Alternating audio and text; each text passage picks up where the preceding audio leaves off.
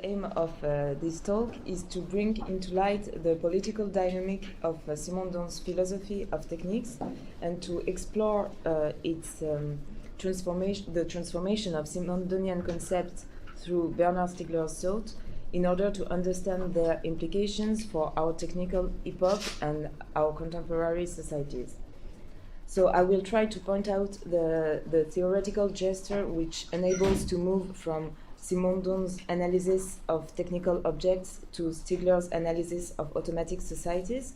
And I will suggest that in spite of their theoretical divergences, Stiegler's analysis can be seen as a way to continue or to pursue Simondon's political projects, that is to say, to reconcile culture and techniques in a completely transformed and still transforming technical epoch.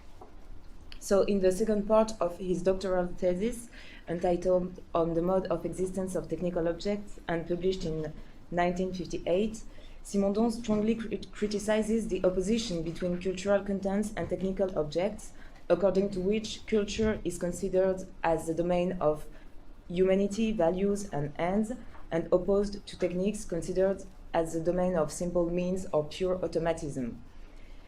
So this opposition, which leads to throw technical objects out of the world of meaning, is really problematic for Simondon because, according to Simondon, technical objects are neither simple means subordinated to cultural ends, nor dangerous automaton threatening human beings, but they are materializations of human gestures and crystallizations of human inventions. And they play a fundamental role in the cultural continuity of human groups.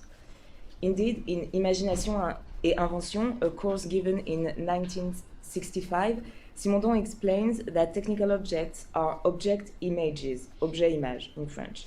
That is to say, human productions detachable from their producers and transmittable out of the place and after the time of their creation.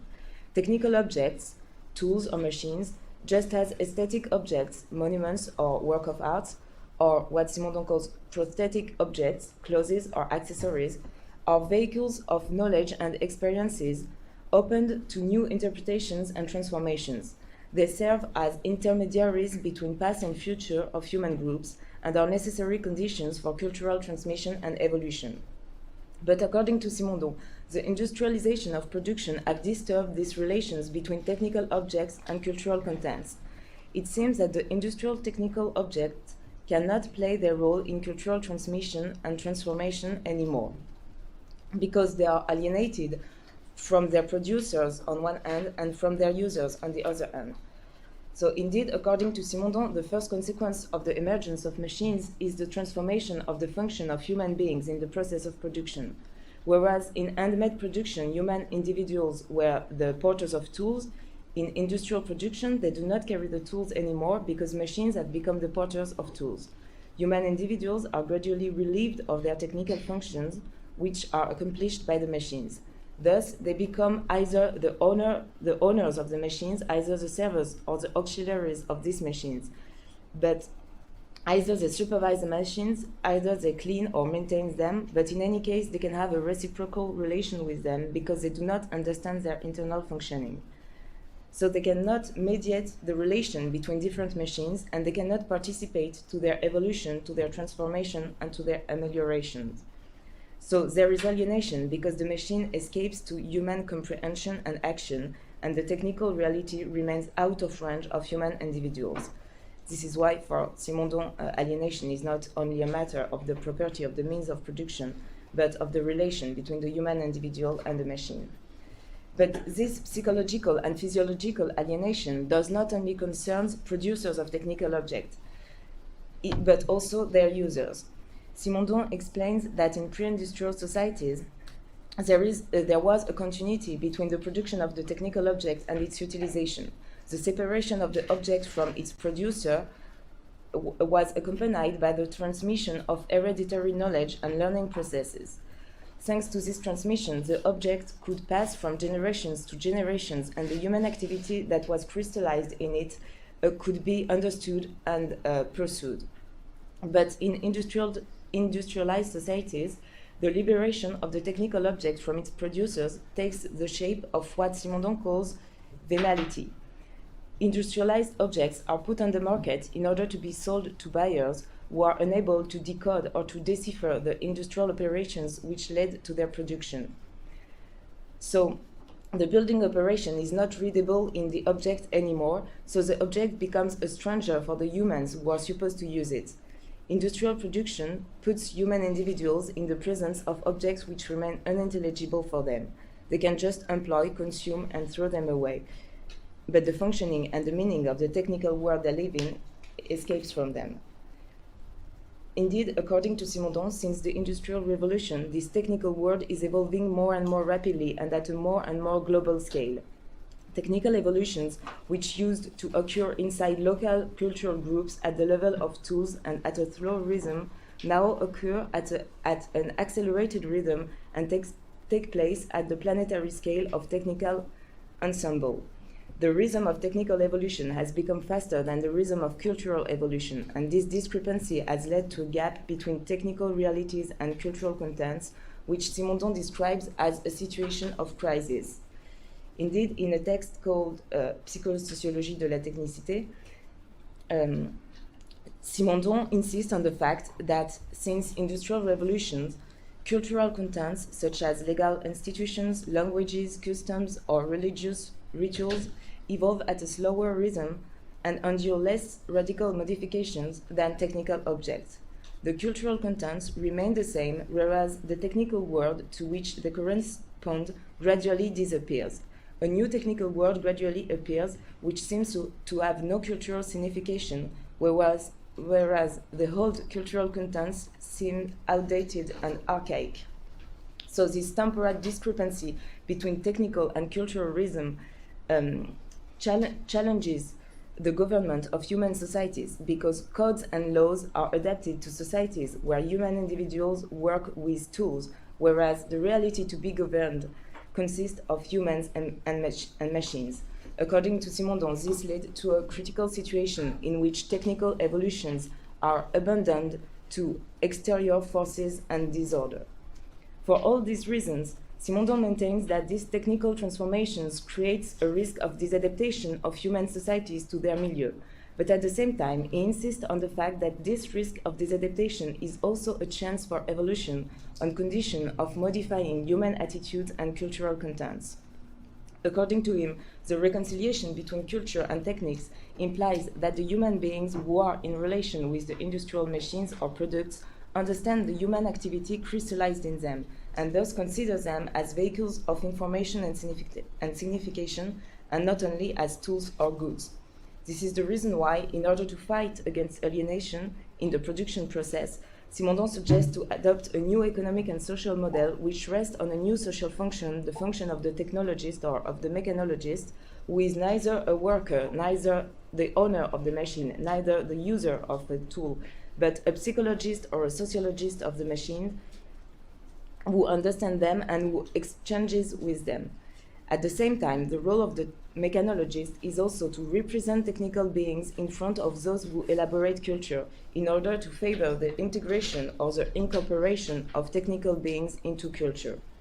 Simondon insists on the necessity to integrate technical content into culture and technical culture into education programs, because in order to grasp the information included into technical objects and their internal norms, the human subjects have to possess some technical forms which enables them to interpret the object and not only to use the object or to consume the object.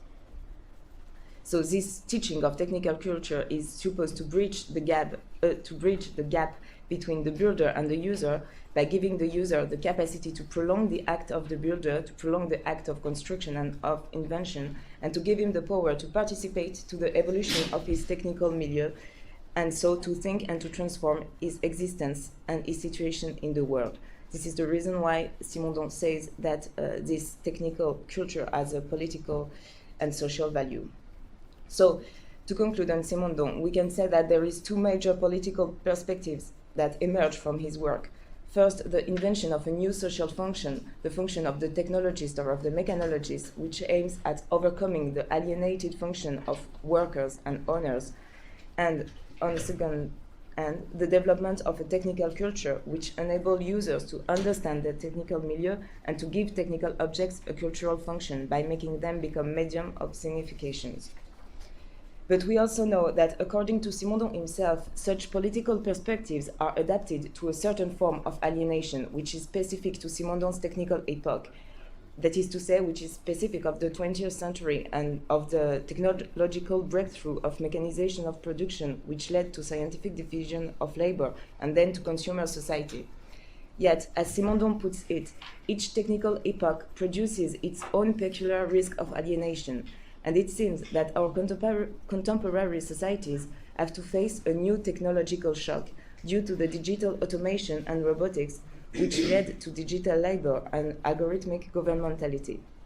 Alienation does not seem to concern only workers or owners of the machines, but every psychic individual who becomes a data resource through the connected environments and digital objects he uses every day. The gap between technical evolution and cultural organizations seems to become deeper and deeper, with permanent technical innovation disrupting social institutions or legal regulations. In his work concerning automatic societies, Bernard Stiegler describes these two phenomena as a generalization of the process of proletarianization and as the second phase of a technical shock which forces societies to invent new social, political, and economic rules. Indeed, for Stiegler, technical objects must be considered as exosomatic organs through which individuals externalize their physiological or psychological functions, their memory, and their knowledge. For example, a tool is an externalization of a gestural memory, of a technique, and of a know-how, and a book is an externalization of mental memory or of theoretical knowledge. So this process of technical externalization enabled individuals to transmit their experience from generations to generations, to accumulate it and to transform it. But this technical externalization of knowledge is ambiguous because it also inevitably contains the risk of losing the knowledge which is externalized. Indeed, if the technical object does not become an object of social practice, psychic individuals are not able to re-internalize or to reappropriate the knowledge that had been externalized into it. And on the contrary, they become submitted to the forms of knowledge incorporated into the technical object and controlled by the one who possesses this technical object. So this is this deprivation of knowledge that Stiegler calls proletarianization. And if Stiegler maintains that the process of proletarianization is now generalized, it is because, according to him, the digitalization and computerization of the technical milieu has made possible the externalization of all types of knowledge. So, according to him, in 19th century, industrial capitalism was characterized by the loss of the know-hows of the craftsman, externalized into mechanical technologies and replaced by specialized tasks of the workers. And in 20th century, analogical technologies enabled to externalize perceptive or sensible functions thanks to the analysis and the recording of sound and light frequencies. Consumer capitalism was thus characterized by the loss of the know-how to live, destroyed and replaced by standardized behaviors prescribed by mass media. In the 21st centuries, digital technologies enabled to externalize theoretical functions thanks to the analysis and formalization of mental operations. What Stiegler calls computational capitalism is thus characterized by the loss of theoretical knowledge, replaced by algorithmic calculations performed on big data with prediction made by correlations. So, in a certain way, we could say that the process of alienation described by Simondon in the case of the mechanization of production, during which the know-hows of the worker disappear and the worker becomes an auxiliary of the machine, possessed by the owner of the factory, we could say that this process now also concerns the theoretical knowledge of doctors, for example, or linguists, who are threatened to become the auxiliaries of algorithmic programs possessed by giant companies. So, so automation does not depend on the manual or intellectual nature of the activity or on the sector of the profession, because every activity which is based on routine and predictable tasks can be formalized into a program and implemented into an automatic system. So while a lot of professions from very different sectors are being progressively automatized, and while a lot of different types of knowledge are being proletarianized, the users of digital objects are also submitted to a new form of proletarianization. Because through algorithmic governmentality, which was a notion created by Antoinette Rouvroy and Thomas Burns to describe the way in which algorithms modulate and control individuals' behaviors through the collection of their digital traces. So through this kind of governmentality, according to Stigler, psychic individuals are deprived of their capacity to anticipate and to elaborate projects because algorithmic automatic suggestions shortcut their own desires, stimulates their consumerist drives, and constantly request their attention. Thus, the users of digital and connected objects living in automatic society are not only deprived of the technical culture contained in the object they use, but also of their fundamental noetic capacities, that is to say, their capacities to sublimate their drives into desires and to relate to each other.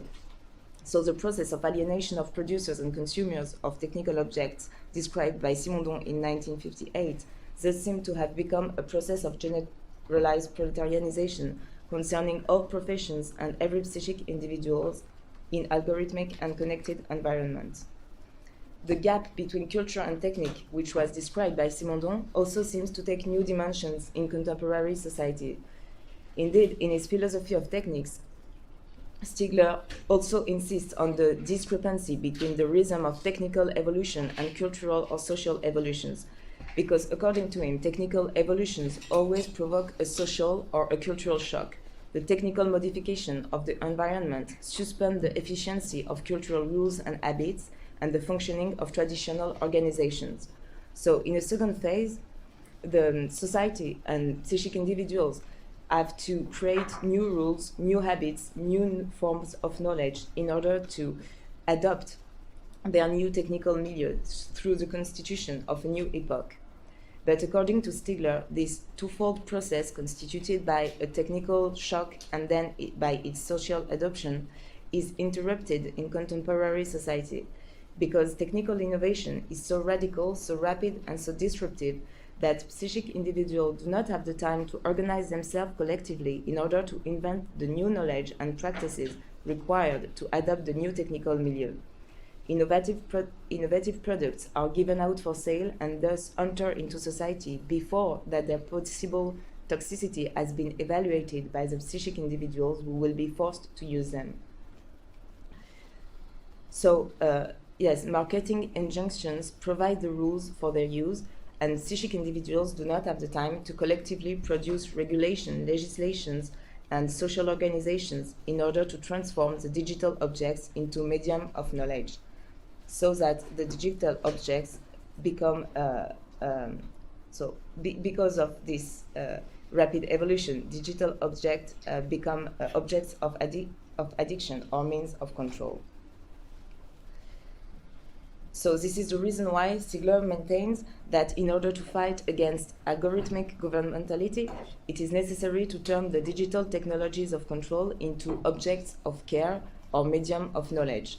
That is to say, to make these technologies become not only means of measurement and calculation, but also medium of collective memory, interpretations, controversies, and deliberation, which are the psychic and collective processes through which transindividuation occurs. Such a perspective implies to design and to implement new devices, such as contributive platforms or deliberative social networks, in order to enable psychic individuals not to abandon their data to be exploited by planetary enterprises, but to share their practices and to express their point of view, in order to produce new forms of non-programmable, non-predictable knowledge and to renew the practical, scientific, and political life of their society. And according to Stigler, such a technical transformation must be accompanied by an economic and social transformation which values the production of this unpredictable knowledge.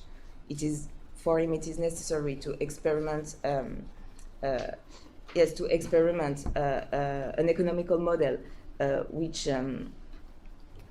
which the time gained by the automatization of production is redistributed to citizens in order to free them from proletarianizing jobs and to engage them in contributed activities in which they can share and transform their knowledges. So, a little conclusion, or Yes, if please, maybe it's please. too No, long? no, No, perfect. Yeah, perfect. Okay, so to conclude very quickly, in 1958, when Simondon published on the mode of existence of technical objects, alienation concerned the industrial workers subordinated to automatic machines and the consumers of technical objects unable to understand the objects that they were using. But in 2015, when Stigler published Automatic Society, externalization concerned all types of knowledges, so that any worker can be replaced by an algorithmic program. And proletarianization concerns every individual whose psychic faculties can be shortcut by algorithmic governmentality. So if the function of the mechanologist and if the technical culture are still necessaries, they cannot seem sufficient when proletarianization does not concern only technical know-hows, but also know-how to live and theoretical knowledge. And when technical objects are not just unreadable by human users, but destructive of their noetic capacities and social relations. That is why it can be interesting to prolong Simondon's analysis of technical objects by Stigler's analysis of automatic society. Thank you very much.